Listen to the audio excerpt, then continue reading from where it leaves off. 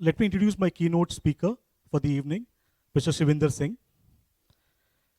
We are honored to welcome Mr. Shivinder Singh, a strategist and a catalyst with over 23 years of immersive multicultural experience across diverse sectors, including healthcare, FMCG, education, retail, alcobev, services, telecom, and manufacturing.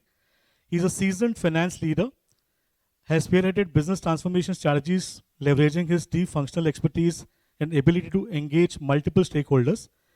His work in automation, digital transformation, and financial restructuring has been instrumental in driving efficiency, embedding productivity, and accelerating organizational growth. Shivender's ability to bridge strategic vision and execution has empowered organizations to adapt to cutting edge technologies and drive transformational success. We are thrilled to have him deliver our keynote session for the evening, which is Embracing Automation and AI for Sustainable Growth. Please welcome Mr. Shivender Singh. Technology transformation is not something new, especially for us finance folks. We've been in this for decades now. What is really striking in the last decade or so is the pace at which technology is becoming or getting imbibed in our day-to-day life. Jargons like IoT, RPA, EDI, these are all some things which we were not technically aware of because these were the business side of integrations. But suddenly these have become the forefront of any finance leader who's wanting to integrate it in such a manner that our financials are very well versed and equipped. The one thing that I pick up from the audience is it's always the initiative of the finance team to see whether it is a scalable technology, a technology which is transformative. To that extent, let me open up this discussion on these three areas which we'd like to talk today. While there are areas other than this as well, but intelligent spend, AI, and automation. These are the three areas perhaps we'll take a little bit longer to discuss. So I try to Google up understanding is spend intelligence. How do I explain this to the audience? So I'll try and interpret this in my own words. You see, an era of spending and its data analysis was from an era wherein we said that we were able to bring out the spend analysis quickly. We were able to document and account for the spend analysis in such a manner that the data is available to us. That era is now long gone. What is now required is what are the actionable objectives that you can take out from the data that you have at hand. Let me give you an example of this from my current organization. But let me build a scenario first. We have about 600 clinics pan-India across states. We have to service these 600 clinics generally about thrice a month. Let me just pick up one of those instances of utility payments. So 600 utility payments have to be done on a time-bound manner every month. Let me complexify this a little bit more.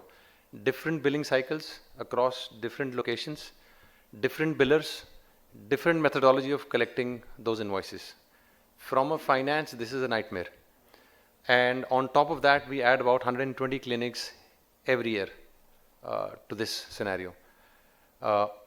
From a finance field, one thing that comes instantly to the mind is build up that infrastructure in terms of either more people or immediately try and look for disruptive ways to build scale. What is that disruptive way? That disruptive way is to look at a tool in the market which not only helps us scale this to whatever length that it may do, but also gives us a valuable insight. So the tool that we got not only helps us become proactive by virtue of the fact that it has got its relationship done with the various billers, it speaks directly to our vendors, as a result of which we have a dashboard which is not just historical, but proactively we know over the next 15 days what is going to hit us. It also helps us understand where is it that we are spending too much cost, either by a faulty meter or the fact that the billing cycle has some unusual cycles. Lastly, it is to our benefit that we saw that various billers actually gave rebates if you were to bill or if you were to submit 1 day in advance. All this from a standalone perspective is not possible. At the end of the day, you go searching out in the market, try and look for various tools which will help us. Today, this entire activity, just to close this topic, we had 4 people looking at pan-India operations. We just have 1. The other three guys have been given more smart work in terms of management, because the chances of error in this is negligible, because this tool directly talks to the state level billers. This is just one example of how spend management uh, integrated with technology helps scale the organization, gives the finance function the seat on the board in terms of guiding them of how this cost can be reduced, how this cost can be made efficient, and at the same point of time, the one assurance that we can give to the management is we are scalable. Doesn't matter whether you have 120 clinics or 140, bring it on. So that's just one example I want to give on spend management. And maybe during the course of our conversation, when the panel opens up, we can have more discussions on this. I'm trying to do as much of a self-recollection of what we've done in our company and maybe bring that out as an awareness to this audience. I will just simply go on to the next topic, which is AI and automation. The reason I want to take them together is the fact that where automation ends, AI starts. But at the end of the day, if you take 2 steps back, how do you really integrate this? And so I was just listening to you. What is the ROI that you need to place on that technology is also something that needs to be thought of before. But while I touch upon this topic, I also want to tell you, हम एक jargon use करते हैं in our company. We call it dil mange more. What do we mean by this? Technology itself is getting introduced to itself. Technology को भी नहीं पता the kind of power it has. Today, there are 2 things that we do. Either we go out and look at the shelf in terms of what technology is present, whether it is relevant to us. To the extent it's relevant to us, we integrate. But if we go back and challenge the status quo, the technology itself reinvents. Let me give you an example of this again from my current company. We get approximately about 35,000 credits a month from the bank. This is spread across about 14 business partners. Now those 35,000 credits that we get from the bank, there are 2 ways where my team can do a bank reconciliation. One is it will collate this entries, 35,000 multiplied by 30 entries, collate it to a partner and part 1 entry, which is colossally wrong. The other way to do this again is to look at how do I increase manpower and actually segment this across my partners. We went back to the bank and said, this is not happening. You please do a bank integration with us. Now bank integration is also something that is not new. It's there for the past a decade now. But the difference we did was that we wrote an algorithm wherein the individual credit entry will look at those 600 clinics to identify where it has come from, then go and look at those 14 partners to look from where it has come from, and then park the same in that profit center in our books. That differentiator meant I don't need additional team for any amount of scale up that can happen. Today it's 35,000 entries, God willing, with no number of clinics, this is going to go up to about 65 or maybe a lakh of entries a month. But with this algorithm that we've written, it doesn't matter. What matters is we go and replenish, and we have means of rewriting that algorithm every time we increase a banking partner or every time we increase a clinic. Another example I want to give from a healthcare sector is the use of automation and AI in terms of making the clinic chair available for patient use. So imagine a scenario wherein through a camera, the AI is integrated and it has been fed those 6, 7, 10, 15 rules which need to be done before the chair is ready for the next patient to come in. Unless and until those tests are performed in the manner that is prescribed in the AI, the button below that camera doesn't go green, which tells the doctor that the dental assistant has not done the job fully well. The amount of comfort that doctor gets, the lesser amount of managerial supervision that he has to do, and the self-control that it brings upon the team is tremendous. Imagine this scenario spread across those 600 clinics. At the back end, we now have an AI-controlled dashboard which tells us who's performing and who's not, where is the training need essential, where is it that the doctor needs more support. And at the front end, the more we tell about this to the patients, the more reassuring that they get in terms of them sitting in a chair which is very well sanitized for their use.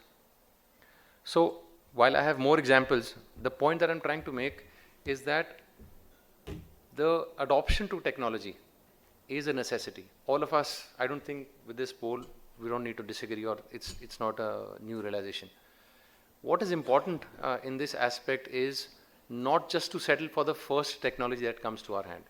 When we talk about SAP, sir, I can share an example with you. I totally agree with you when you said that the costs are prohibitive. But we've actually gone back to our ERP partners and made them rewrite codes for us to bring that value addition. I don't know how much time we have, but maybe I can give just one quick example. We have about 6,000 odd vendors across who are servicing us in terms of raw materials, medical supplies, etc. Those 3,000 odd suppliers, some have very lower threshold in terms of reconciliation. Almost every 2 weeks or 3 weeks, they would come up and say, we need to do reconciliation of books. Some have a higher threshold. When we start the process of reconciliation with a partner, it's laborious, it's time taking, and at the end of the day, it just sets aside a couple of team members to be on this job exclusively. What do? Reconciliation is a must. And without reconciliation, it could lead to a situation wherein either they have funds higher on our side or some amount of financial imprudence. What we did, we went back to our ERP partner and said, please create a dashboard which I can send to a supplier, which not only tells him in that PDF, for example, for the period April to September, what all we have paid him in terms of invoices, in terms of the amount, right down to the UTR number of that bank, but also tells him what is standing as on date as unpaid invoice, which is probably not due. What it does for us is it sends 24/7 to that partner an information which tells him very clearly where he is lacking. The onus is now on those 3,000 partners to come back and tell us which invoices have we missed. Now that, amongst friends, I mean, it sets aside the tone of any politics, any lack of information, any departmental oversight, and brings transparency to those 300 partners who firmly get information at a click of a button because that PDF is lying on their mailbox, telling them the history and the future with just one invoice. This is something which is not a product of our current SAP partner. But at the end of the day, when we went back to him, we all started by saying this is something that you need to do. The back response was ho nahi sakta. So we also went back to him with his medical jargons and complete jargon saying ho jayega, everything is possible, dar ke aage jeet hai. At the end of the day, the point being you push them back and they will give results. Sorry, I will just give one more example of how this is possible. I'm going to go back to my banking example. Consider a scenario when the patient walks into a clinic, he swipes his card for say 1,000 rupees. What I get back in my bank is about 997. That's because the partners in the middle have already taken their remuneration. Again, going back to that philosophy of 35,000 credits, what I get back in terms of reconciliation again is a nightmare. So we went back to the bank and said, you do a bank to bank, gross to gross settlement. That was never a product of my current bank. So what it does to me is that whatever is swiped at my clinic is the exact amount that I get in my bank. And whatever settlement happens at the month end by the bank in terms of a accounting statement. But what it does to us, what it does to the investor community, what it does to the top management is give them instant satisfaction that whatever is reflecting in the payment software at the clinic is exactly what is in our bank. There are no reconciliation pangs. There are no misfits of saying bank ne paisa zyada de liya, kam le liya. But what it also does to us is it gives us that 30-day of extra working capital finance. So it's a win-win situation for all. Unless and until we finance guys now adopt a proactive approach of looking at products, the products on the shelf may or may not suffice for our current business needs.